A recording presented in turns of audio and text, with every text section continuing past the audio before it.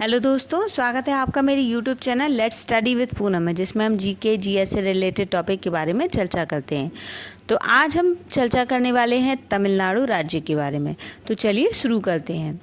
तमिलनाडु का इतिहास अत्यंत प्राचीन है। यह 3 प्रसिद्ध राजवंशों की कर्मभूमि रही है, चेर, चोल और पांड्य।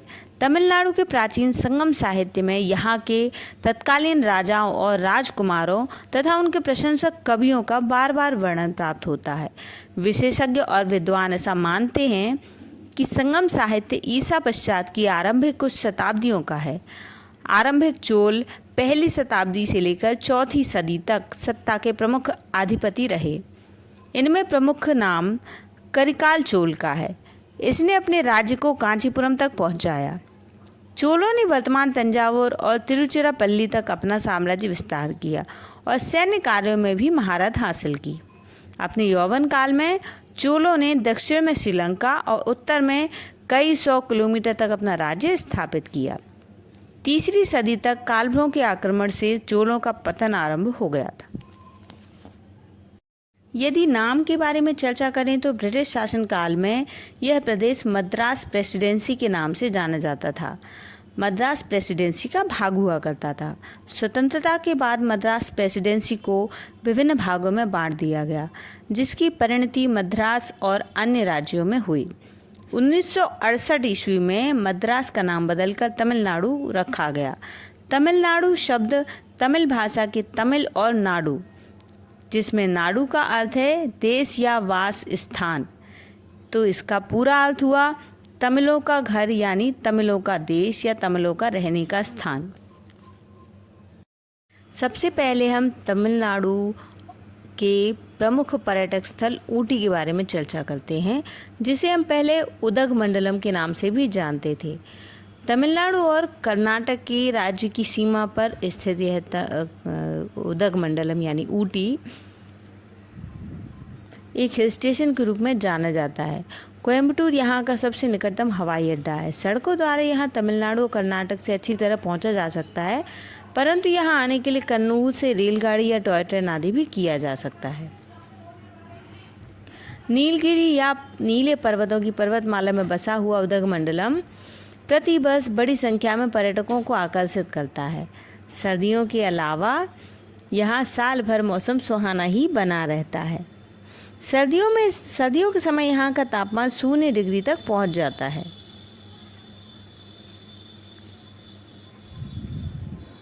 घनी वनस्पति, चाय के बागान और नीलगिरी के पेड़ यहाँ के पहाड़ों की विशेषता है।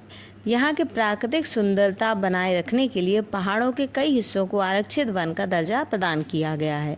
इस कारण से शिविर क्षेत्र से बाहर शिविर लगाने के लिए खास अनुमति लेनी पड़ती है। ऊटी एक बिंदु के समान पर्यटकों को आकर्षित करता है और फिर वे आसपास भी भ्रमण करते हैं। इन्हीं पहाड़ों से दूसरे छोटे शहर जैसे कुन्नूर या कोटागिरी भी पहुंचा जा सकता है। ये शहर उदगमंडलम से सिर्फ कुछ ही घंटों की दूरी पर हैं। इनका मौसम भी उदगमंडलम जैसा ही रहता है, पर यहाँ कम पर्यटक आते हैं। उदगमंडलम जिला मुख्यालय भी है। ऐसे तो यहाँ की स्थानीय अर्थव्यवस्था पर्यटन पर ही टिकी हुई है। उदगमंडलम आसपास के शहरों के लिए भी बाजार का काम करता है। अर्थव्यवस्था मूलतः कृषि पर निर्भर है और ठंडे मौसम की वजह से यहाँ अंग्रेजी सब्जियाँ जैसे आलू, गाजर, गोभी उगाई जाती हैं। अब बात करते हैं तमिलनाडु की राजधानी चेन्नई के बारे में। चेन्नई बंगाल की खाड़ी के कोरोमंडल तट पर स्थित दक्षिण भारत के सबसे बड़े सांस्कृतिक, आर्थिक और शैक्षिक केंद्रों में से सबसे प्रमुख है। चेन्नई भारत के राज्य तमिलनाडु की राजधानी है और जनसंख्या के आधार पर भारत का 4था सबसे बड़ा नगर है। आसपास के क्षेत्रों के साथ नगर चेन्नई मेट्रोपॉलिटन एरिया है, जो दुनिया की जनसंख्या के अनुसार 36वां सबसे बड़ा नगरीय क्षेत्र है। चेन्नई विदेशी पर्यटकों द्वारा सबसे ज़्यादा जाने माने भारतीय नगरों में से एक है। वर्ष चेन्नई को भारत में सबसे सुरक्षित नगर के रूप में दर्जा प्राप्त है। चेन्नई भारत में आने वाले 45% स्वास्थ्य पर्यटकों और 30 से 40% घरेलू स्वास्थ्य पर्यटकों को आकर्षित करता है। जैसे इसे भारत की स्वास्थ्य पूंजी भी कहा जाता है। एक विकासशील देश में बढ़ते महानगरीय नगर के रूप में चेन्नई पर्याप्त प्रदूषण और सैन्य सामाजिक आर्थिक समस्याओं से जूझ रहा है। चेन्नई में भारत की तीसरी सबसे बड़ी प्रवासी जनसंख्या 35 लाख निवास करती है।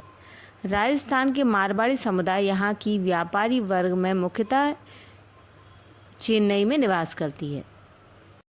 1996 में तमिलनाडु सरकार ने आधिकारिक तौर पर मद्रास से चेन्नई का नाम बदल दिया था। उस समय कई भारतीय नगरों में नाम बदला गया था। हालांकि मद्रास का नाम नगर के लिए कभी कभी उपयोग में जारी होता है।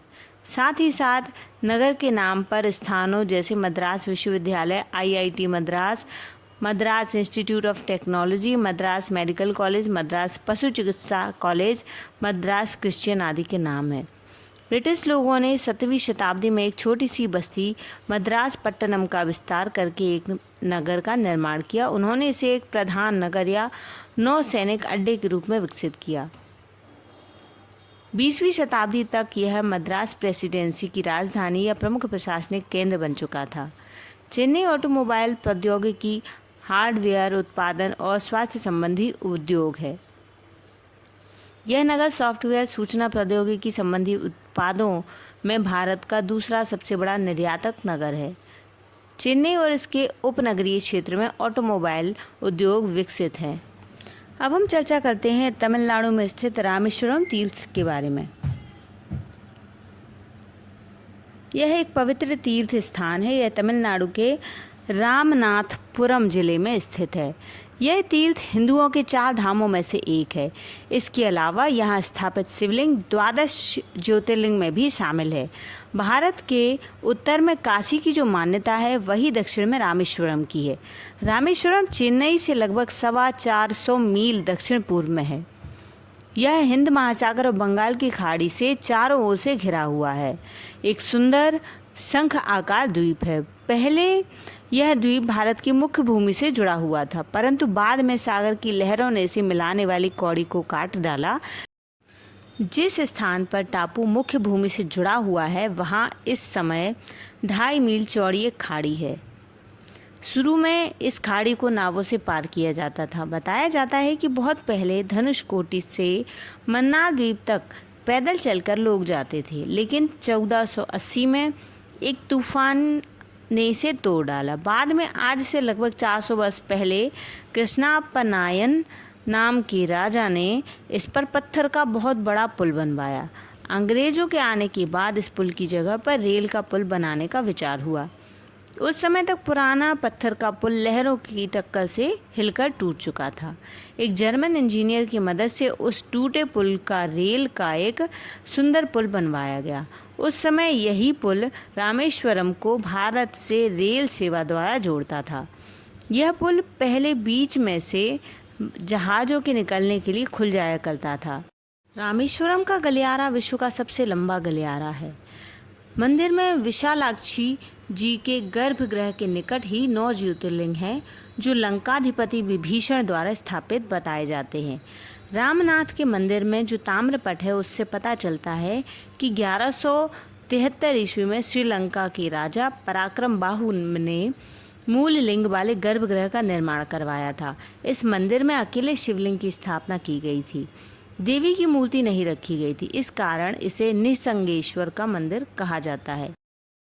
कन्याकुमारी तमिलनाडु राज्य का एक प्रमुख शहर है। कन्याकुमारी मुख्य भूमि का दक्षिणतम नगर है। यहाँ से दक्षिण में हिंद महासागर, पूर्व में बंगाल की खाड़ी और पश्चिम में अरब सागर है।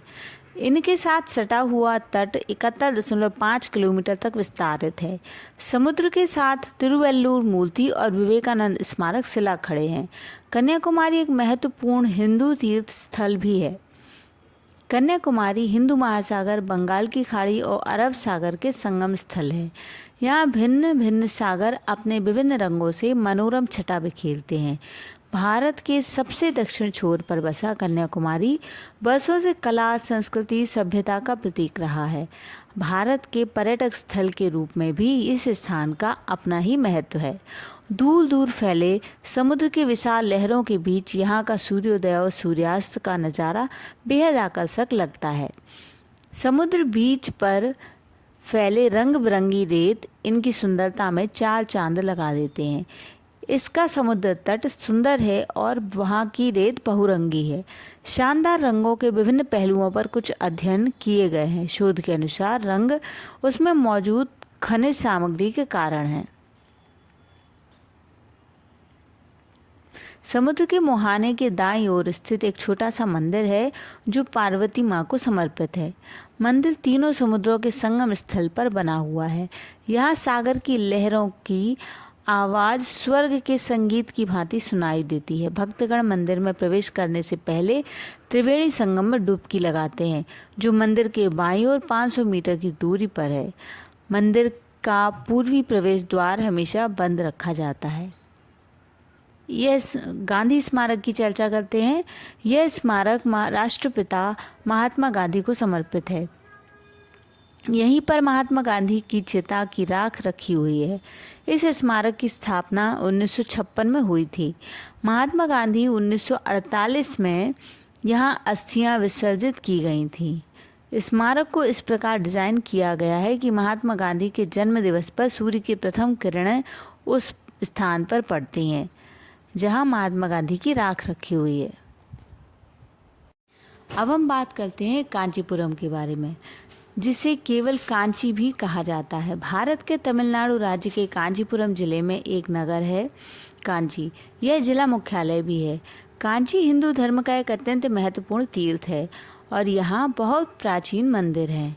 यह हिंदू धार्मिक शिक्षा का भी शताब्दियों से केंद्र रहा है। कांची पलार नदी के किनारे स्थित है। यह अपनी रेशमी साड़ियों के लिए भी प्रसिद्ध है। कांचीपुरम तमिलनाडु की राजधानी चेन्नई के बृहद महानगर क्षेत्र में आता है। कांची का अर्थ ब्रह्मा, आंची का अर्थ पूजा और पुरम का अर्थ शहर है, यानी ब्रह्मा की पूजा करने वाला पवित्र स्थान। शायद इसलिए यहाँ विष्णु के अनेक मंदिर स्थापित किए गए हैं, जिस कारण इसे यह नाम प्राप्त हुआ है। मान्यता है कि इस क्षेत्र में प्राचीन काल में ब्रह्मा जी ने देवी के दर्शन के लिए तप किया था। ऐसा माना जाता है कि जो भी यहाँ जाता है उसे आंतरिक आनंद के साथ साथ मोक्ष की भी प्राप्ति होती है। मोक्षदायिनी सप्तपुरियों अयोध्या, मथुरा, द्वारिका, माया, काशी, अवंतिका में कांचीपुरम की भी गणना है। कांची हरिहरात्मक पुरी है। इसके दो भाग शिव कांची और विष्णु कांची है। पुराणों में कहा गया है, पुष्पेषु जाति, पुरुषेषु विष्णु, नारीषु रंभा और नगरेषु कांची। कांची अपनी रेशमी साड़ियों के लिए बहुत प्रसिद्ध है। यह हाथों द्वारा बनाई जाती हैं और उच्च कोटि की गुणवत्ता होती है। इसलिए प्रायः सभी तमिल संभ्रांत परिवार की महिलाओं की साड़ियों में एक न एक कांचीपुरम अवश्य होती है। इनका उत्तर भारत में भी खूब मूल्य है।